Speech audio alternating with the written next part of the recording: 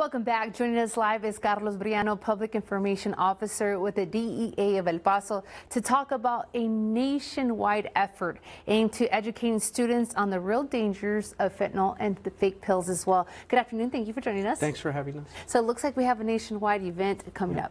Yeah, schools have assemblies all the time, right? So there's going to be a virtual event where educators that are watching the newscast can register their classrooms or their school to watch this virtual assembly and learn this important message.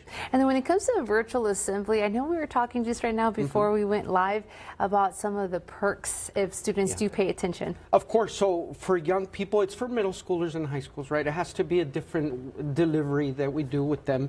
And so there's going to be music, there's going to be peer instruction as well. High school journalists are going to be moderating. There's going to be interactive activities that the viewers can actually win some prizes. So it's going to be geared for them, but an important message. We want the young people to be influencers in their school, positive influencers about the dangers about fentanyl and these fake pills that look like medications, but it's actually fentanyl or methamphetamine.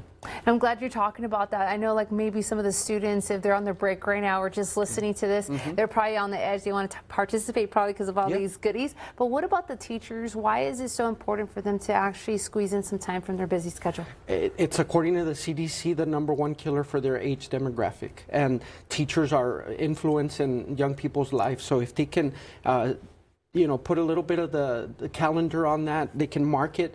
They can go to the website. It's therisksArereal.org and register their class. They'll find if they look at their TEKS that it falls in line. This type of instruction is science-based, it's evidence-based, and so we want that instruction. There's going to be a lot of medical professionals that are going to talk to the kids about that. So go and get more information if you want more. It's therisksArereal.org.